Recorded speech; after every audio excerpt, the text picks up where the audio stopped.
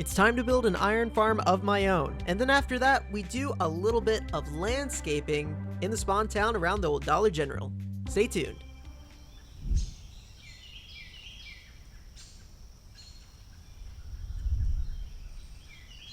Hello everyone, it's jblader, back on the Olympus Craft server. I'm playing on the middle of a day, on a Saturday, and there's no one online, which is kind of crazy. But you may be wondering, why am I in a cave? Well, I'm dead out of iron. Can you believe that? Can you believe after all of this time, and all that iron from code that I used on the communal beacons and builds, I'm actually out of iron entirely. So, oh my gosh, this is really hard to traverse.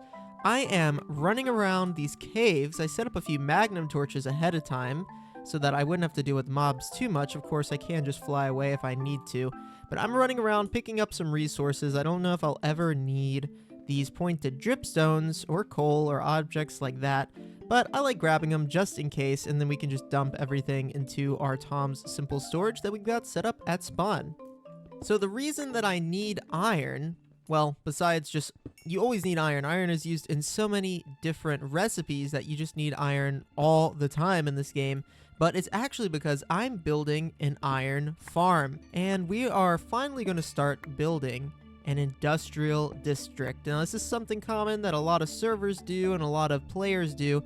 Basically, they choose an area and put all of their AFK or like farms that need to be powered or AFK'd at in a specific time. They put them all in one area that isn't always loaded, so that way it isn't a huge strain on the server hardware. That's why you don't put it in spawn chunks. That's why, you don't put it at your base all the time. I'm going to put it a few hundred blocks away from my base so that I can always run there and AFK if I need to, but it's not always loaded. So, without a further ado, I'm going to get cracking on building this iron farm. Enjoy the time lapse.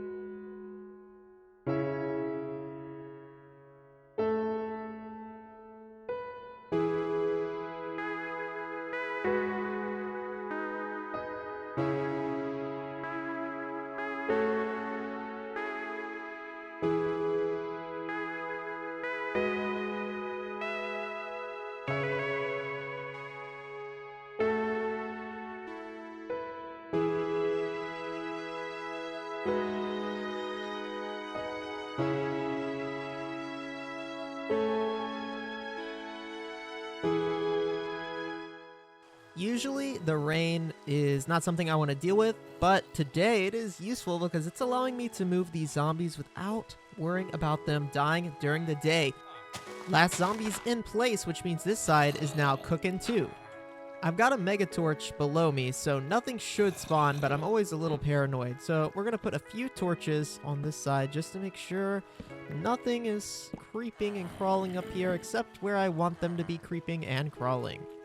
Also, if you're doing anything with villagers, make sure you put a lightning rod above them or they may get struck by lightning and turn into witches. I've had it happen before. It is not fun. Oh man, a double. We're raking in the iron now. Oh, look at the beautiful rainbow on this side, sun rising on this side.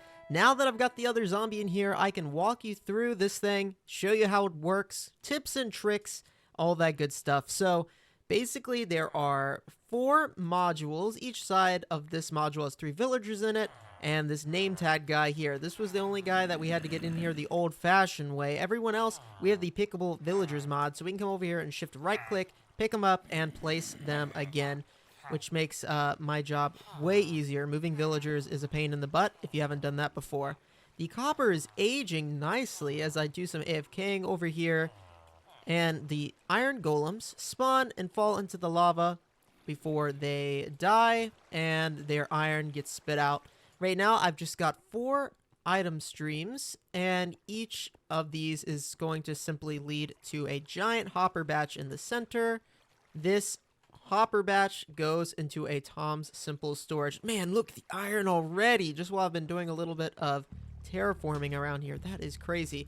And that you know, these chests down here are fully expandable, infinitely expandable, just like we've experimented before with the Tom Simple storage. It is a really, really remarkable system. Super simple, expandable, easy to access, a crafting terminal. So yeah, we see some iron and poppies going in there now. Perfect, this thing is working. While I was doing this, of course, I needed villagers, so I want to show you the little villager setup I made is currently disabled. And maybe I should do something about these pots. But anyway, we have 2 villagers that we put in here. They are going to produce offspring, and the offspring are going to fall down here. In fact, if you type in 1.19 villager breeder, server member zinjy's tutorial comes up, and this is what it is. Of course, the addition here that I've added is droppers that are going to spit out carrots, and for the villagers to pick them up, and then just simple botany pots on top to farm auto farm the carrots for me. These things are going to get dispensed out. Obviously, if there's villagers in here, the villagers are going to pick them up. I'm not worried about this thing being lossless or losing carrots. Does not matter to me at all. I don't need the carrots. This is just to keep villagers moving over here and breeding. Maybe this guy, I think sometimes what happens is the villagers in here cap out. They're too close to the beds. They need to be further away. So eventually what we need to do is simply move this tube down further and somewhere else because I want to put a bunch of different farms in this area. So if you're wondering why I decided to go with a kind of diamond shape format for my industrial district, or at least the beginning of it, is because I thought that I was going to build a different iron farm design. There's a really common one where you have basically one little module like this, and you just have one little spawning area for iron golems. I'm sure you guys have seen it. I was going to build 4 of these basically little modules. They each produce like 300 to 400 iron per hour. But then I saw this design, which produces around 4,000 an hour, and I knew that it's probably just easier in the long run to build this one. So now I've got these spaces filled up or free that I can put something else here. Other types of AFK farms, and basically all the items that are on each one of the cardinal directions are just going to feed back into our Tom's Simple storage in the middle. One overnight AFK session. Oh my gosh. Now that's some iron. This is about 10 hours of iron. And there's even more. There's more in here, but this is, you know, all the iron we're going to need for a hot minute. I'm not exactly sure what I want to do with this area quite yet. With the diamond, with the shapes, I thought it was a good shape to start out with, but now I'm not 100% sure what I want to do since we've got just this one giant iron farm over here producing all the iron we're going to need, and I've got some more farms I want to build in this area, but for now, we're going to call it a day over here. And we are going to, once again, kind of switch gears to doing a little bit of aesthetical building over in the spawn town.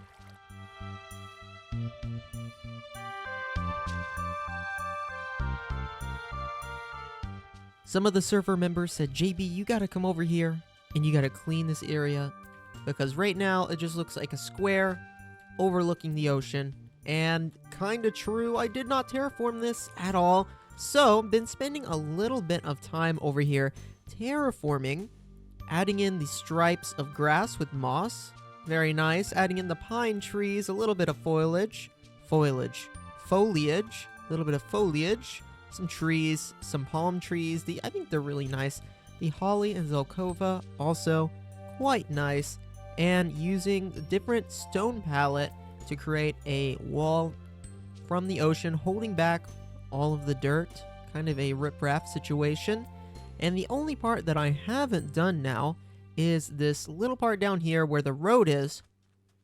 Now the road is going to end. It's going to be a dead end, so it's just going to come down and there's going to be a sign that basically says dead end, and then we're going to wrap this grass and rest of these this kind of wall around to connect these two areas, and maybe do just a tad bit more terraforming around this area while I'm over here.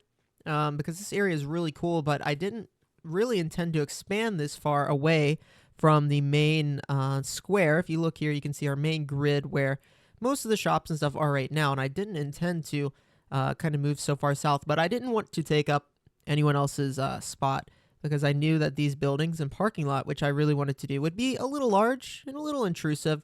But now you can see that with this area down here terraformed, it is looking a heck of a whole lot better. So very pleased with that. So I've got work to do over here, and I'm going to do a lot of it off camera, just placing some grass blocks. Not super interesting, but I'll be sure to show you guys the progress I'm making in town in the next episode. More farms need to be built. The iron farm was definitely one that needed to be done, but now that we've got basically all of the iron we're ever going to need, look at that, 2,000 blocks of iron. I'll AFK again tonight, get another 2,000 blocks of iron, and we should be able to basically use it for decoration now, which is perfect. Oh man, with the shaders, this place is so beautiful. Thank you guys so much for tuning in. And if you're into this type of building and aesthetical stuff, then make sure you subscribe because I do it here on the regular. See you next time, guys.